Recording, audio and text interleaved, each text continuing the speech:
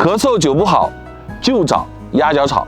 好，大家随着我的镜头过来一起看一下。小玉啊，这个鸭脚草啊，它又叫鸭脚板，但是它的正名呢是叫紫花前胡。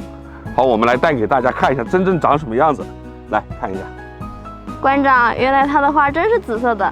来，小玉，你拿的这个，你看它这个植株啊，这个植株呢，它的叶子呢是从它的根部长出来的。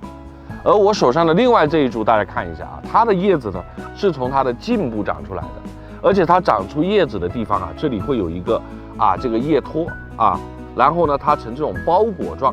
最明显的，大家看它的这个花啊是紫色的，而且一般呢长在顶部，或者是说从这个侧枝长出来，所以说它的花呢是这种伞状的紫色花序。如果在开花的时候呢，一眼就可以认得出来。这个植物它为什么叫鸭脚草或者是鸭脚板呢？小玉你看一下它的叶子啊。那么它这个叶子的话呢，你看中间这个叶片的话呢，非常典型，就是什么呢？它有2条很深的这种叶裂，然后一片叶子就变成了似乎是3片，其实还是1片。而这个形态呢，就特别像那个鸭子的鸭脚，所以呢，它的名字就叫鸭脚草或者叫鸭脚板。小玉，你知道这个紫花前胡它有什么作用吗？《药仙赋》里面记载，前胡除内外之痰湿。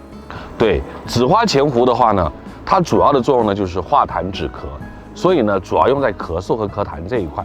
但是呢，它又是当归属的植物，所以呢它还有这个养血、活血和祛风湿的这样的一定的作用。很多老百姓呢就会采挖它来使用。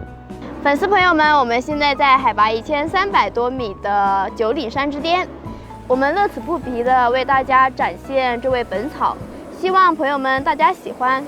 看完今天这期野寻记，你们又学到了多少呢？我是周水晶，带您认识更多本草。